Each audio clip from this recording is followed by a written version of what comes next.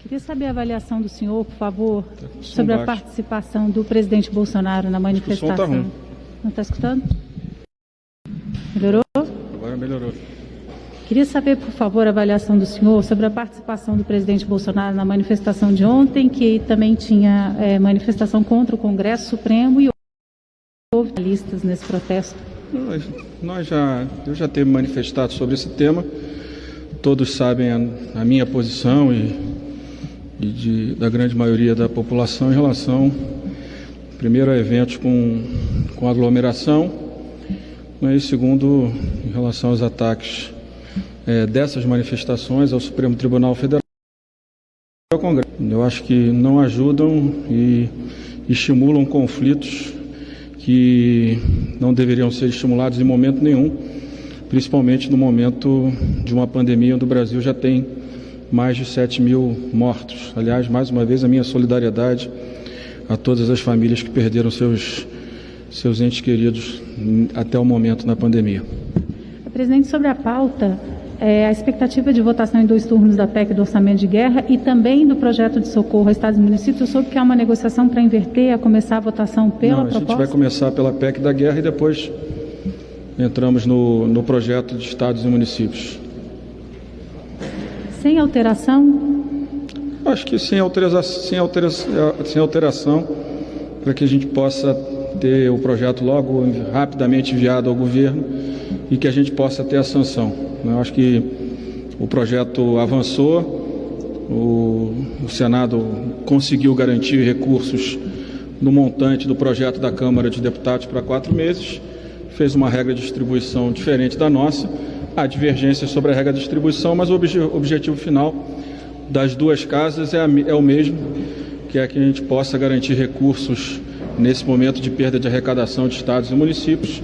Eu tenho trabalhado com os líderes para que a gente possa avançar no texto do Senado Federal, mostrando, diferente do que muitos imaginavam, que haveria um conflito, uma divergência entre Câmara e Senado. Isso não vai ocorrer nesse projeto e em nenhum outro projeto que tramite pela Câmara de Deputados. Boa tarde, presidente. Eu queria voltar nesse assunto da conduta do presidente Bolsonaro sobre nas manifestações. O senhor tweetou ontem condenando o que aconteceu naquele dia e dizendo que cabe às instituições democráticas impor a ordem legal a esse grupo que compõe com fundo fazer político com fazer terror. As instituições já agiram, inclusive, contra o presidente da República. O STF tem um inquérito aberto lá, PGR, etc. Só que o presidente da República continua reiteradamente agindo dessa maneira. Não tem nada que possa ser feito mesmo? Olha, da parte do parlamento, nós estamos avançando na votação de projetos. Agora entrou um projeto que eu acho muito importante do deputado Luizinho, do Rio de Janeiro, que trata da obrigatoriedade de toda a população utilizar máscaras. Eu acho que nós vamos avançando e mostrando ao presidente que é importante o diálogo, a boa relação entre os poderes e principalmente o respeito aos técnicos da área de saúde, aos cientistas que precisam que as autoridades sinalizem no caminho correto a questão do enfrentamento ao vírus. E toda vez que você estimula uma manifestação dessa, você, com poucas pessoas com máscaras, com muita proximidade entre as pessoas, você está dando uma sinalização errada no momento onde a pandemia está crescendo e vai continuar crescendo nas cidades brasileiras. Isso é na área de saúde, mas e a respeito do presidente Bolsonaro pela democracia? Olha, o parlamento continua com as suas atribuições garantidas. Nós vamos continuar trabalhando, o parlamento funcionando, aprovando as matérias que entendemos que são relevantes e rejeitando aquilo que possa vir do governo ou de algum partido que a gente entenda que não tem apoio da maioria do parlamento através da sociedade, através do parlamento. Então nós continuamos trabalhando, continuamos fazendo as nossas críticas, né? E tenho certeza que o melhor caminho é o caminho do diálogo, da construção de pontes. Infelizmente não é o que vem acontecendo nas últimas semanas, mas esse é o caminho adequado para que a gente possa enfrentar a pandemia, para que a gente possa ter um número menor de mortos, que a gente possa ter um número menor de desempregados, que a gente possa ter um número menor de fechamento de empresas no Brasil. Mas para que isso ocorra, acho que um ambiente de mais normalidade e de mais harmonia dá uma sinalização muito melhor para aqueles que estão olhando, né, os passos das autoridades dentro do Brasil e fora do Brasil. A saída de dólares do Brasil, ela não é pequena e, do meu ponto de vista, acaba sendo estimulado por por essas sinalizações de divergência e de conflitos entre os poderes. Presidente, boa tarde. O senhor lá atrás, quando o projeto de socorro aos estados foi aprovado pela Câmara há pouco mais de 2 semanas, questionava o fato, o governo questionava o fato de não existir contrapartidas, a exigência de contrapartidas, e agora colocou como contrapartidas o congelamento de salários. O senhor disse na semana passada mesmo que nenhum governador ou prefeito em sã consciência aumentaria salários num momento como esse que o país vive. Eu gostaria de saber o que o senhor acha das contrapartidas que foram anunciadas no projeto do governo e de que maneira o senhor acha que avançou, já que o senhor usou essa expressão, que lá o projeto avançou com relação ao da Câmara, porque o da Câmara tem 80 bi, né, para recomposição de impostos, né, e o do Senado são 60. 60 bi em 6 meses, traz 80 bi para 6 meses, para 4 meses, você vai ver que é a mesma coisa. Então avançou no sentido, não em relação ao projeto da Câmara, mas na relação com o Poder Executivo. Você não pode esquecer que o Poder Executivo no início queria dar nenhum real para estados e municípios, e a proposta que foi feita à Câmara foi de 14 bilhões. Então, o mérito do presidente Davi, dos senadores que conseguiram chegar a um valor, parece que pactuado com o governo, de 60 bilhões para estados e municípios. Foi na linha do projeto da Câmara, avançou em relação ao que o governo entendia urgente e necessário de apoio a estados e municípios. Então, é uma vitória do Congresso, nós colocamos o tema, o Senado conseguiu mostrar ao governo que, de fato, há necessidade desses recursos. Os recursos em 4 meses são um valor muito parecido do que a gente tinha proposto para 6 meses, baseado em 30% de queda de arrecadação de ICMS e ISS. A forma de distribuição que é diferente, né? Se criou um mix de indicadores. Eu acho que acaba gerando, em alguns municípios e alguns estados, principalmente o sul do Brasil, alguma divergência. Mas eu acho que no momento que nós estamos, o mais importante é que nós possamos avançar, e se lá na frente tivermos algum problema por uma transferência menor do que o necessário para alguns estados, certamente o Parlamento e o governo vão precisar se debruçar e construir novas soluções. Mas eu acho que, de fato, em relação ao que o governo imaginou e propôs quando nós aprovamos o conflito como um todo, foi uma grande vitória do Parlamento.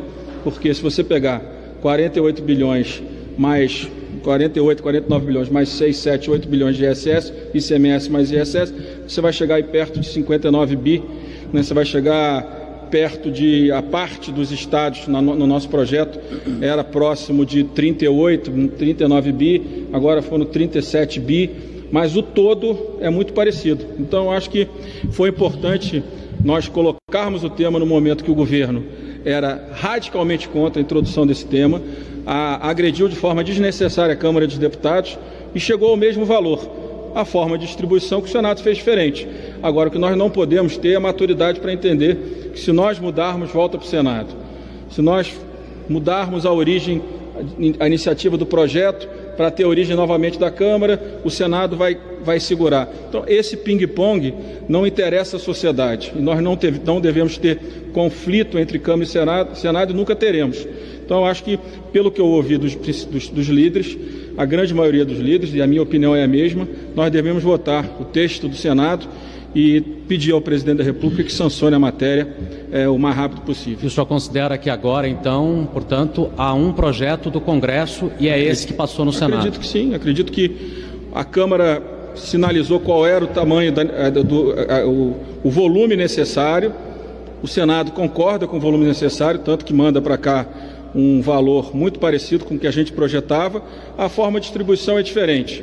Agora não pode ficar parecendo que tem que ser, se não foi a proposta da Câmara, então a gente não vota. Não, a proposta do Senado, muitos deputados, como eu acho, que tem distorções na proposta, mas ela é um grande avanço, como eu disse, em relação ao que o governo gostaria, no início, a equipe econômica gostaria de transferir a estados e municípios. O mais importante é que a gente possa garantir esses recursos na primeira quinzena ainda de maio, para que os estados e municípios possam ter a garantia da recomposição das suas perdas e possam continuar pagando, né, os médicos, os policiais, os bombeiros, né, os servidores da área de educação, todos os servidores públicos possam continuar recebendo o seu salário, já que a queda da arrecadação está sendo muito grande e estados e municípios não podem ir ao mercado captar recursos. Então eles precisam que o governo federal faça isso por eles.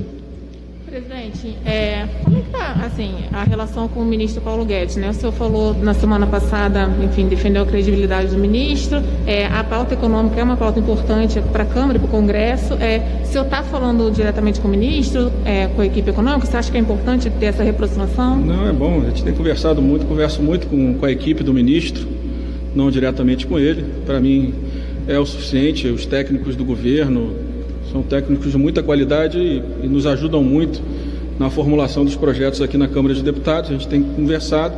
É claro que em algum momento nós vamos precisar olhar o futuro, olhar o segundo momento dessa crise, como é que sai dessa crise.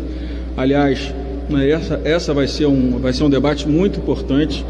Quanto mais rápido, né, sabendo que nós vamos ter aí 2 meses mais difíceis, mas quanto mais rápido a gente saia da crise, por exemplo, alguns estados que de fato vão ter uma transferência aquém do que deveriam, do meu ponto de vista, como o sul do Brasil, quanto mais rápido a economia voltar, a partir de julho ou agosto, né, melhor vai ser a situação, por exemplo, desses estados que são estados que têm uma incidência grande de CMS e, como a regra mudou, terão alguma perda. Então é importante que a gente mantenha esse diálogo e que a gente possa construir a pauta do Brasil para o futuro. Vai mudar. Nós temos uma outra realidade no Brasil, não é a mesma realidade que nós tínhamos há dois meses atrás. É uma nova realidade e essa nova realidade vai ter que ser construída com o diálogo do Parlamento, com o Poder Executivo, com a sociedade, qual será a agenda que nós vamos precisar implementar a partir do segundo semestre para que o Brasil possa sair da melhor forma possível dessa crise. E só uma segunda questão. Hoje, então, a expectativa é de votar primeiro o socorro a estados ou primeiro a PEC? Primeiro a gente vota a PEC. A PEC. Isso. Presidente, boa tarde. Sobre a PEC da guerra, o texto está pacificado em relação à questão do Banco Central? Vai manter aquelas travas feitas pelos senadores de condicionar as operações a uma boa avaliação de agências de classificação de risco? Tem algum conflito, né?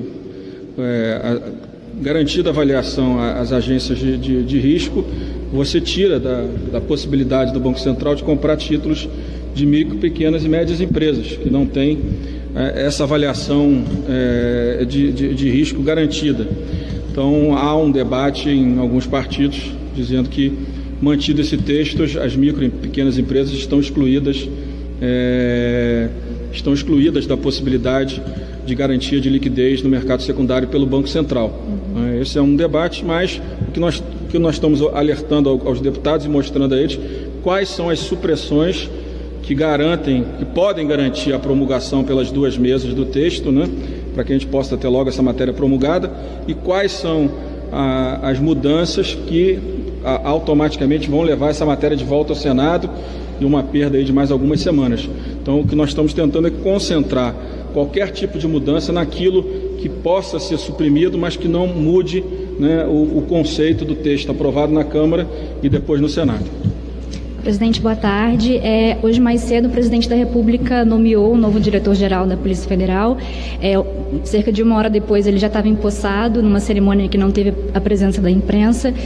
Queria saber do senhor como é que o senhor avalia essa situação, essa decisão do presidente, em meio aí às declarações do ex-ministro Sérgio Moro.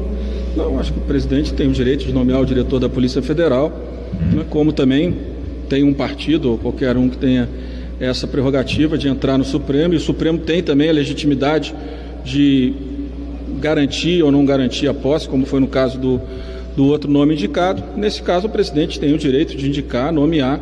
Se houver algum problema, cabe a qualquer um questionar o Supremo, mas eu espero que a partir dessa nomeação a gente possa ter mais tranquilidade nesse tema, principalmente por parte do governo, né? Porque sempre se precisa, de forma correta, respeitar as decisões dos outros poderes, né? A democracia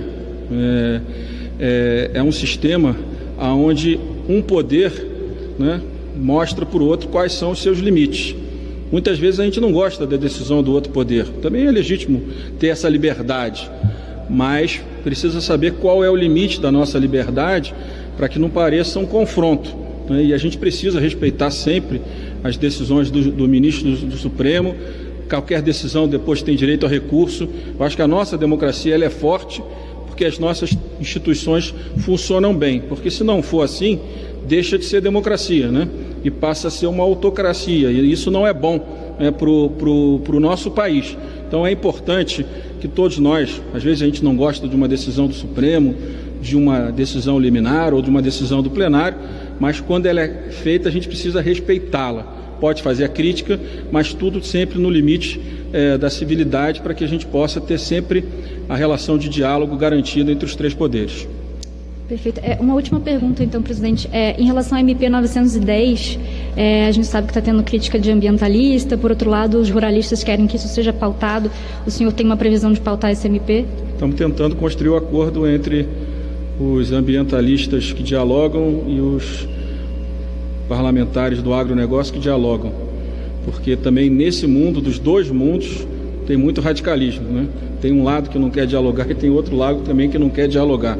Uns radicalmente contra, outros querendo votar de qualquer forma. Mas há um acordo de líderes, que não é meu, é de todos os líderes, eu apenas como presidente sou fiador desse acordo, que essa matéria vai a voto se nós construirmos um acordo entre o Ministério da Agricultura, a bancada do agronegócio e a bancada do meio ambiente, daqueles, claro, que têm participado do diálogo em relação a essa matéria. Obrigada. Senhor presidente, duas perguntas. O senhor falou da PEC de guerra, já há acordo com o presidente Davi para promulgá-la se for só suprimidos alguns pontos sem grandes alterações? Nós estamos consultando o presidente do Senado sobre os pontos que têm alguma tendência de destaque supressivo e pedindo a opinião dele e do secretário-geral da mesa do Senado para que a gente possa alertar aos deputados aquilo que não leva a matéria à sanção e aquilo que garante a sanção mais rápida da matéria, ela aprovada em 2 turnos. Mas já tem uma definição sobre o que seria isso? Já tem um acordo? Aí são os 2 secretários que estão tratando da matéria e repassando aos deputados. E a MP 936 do emprego vai votar essa semana? Tem relator definido? Quero votar quinta-feira. Nós vamos indicar na 927 o deputado Celso Maldaner, na 936 o deputado Orlando Silva e na 944 o deputado Zé Vitor do PL. E também na 932, eu acho que é o deputado Hugo Leal, que o PSD indicou. Na 933 uma indicação do Partido dos Trabalhadores. E aí todos os partidos vão nesse rodízio ter direito a relatar matérias na Câmara. 923 deve votar essa semana, o deputado Fernando Monteiro é o relator.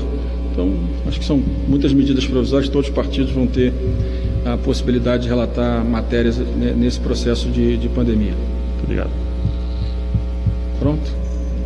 Vocês viram que eu tirei a máscara, vou jogar essa fora e vou pegar outra máscara pela orientação do Dr. William Bonner.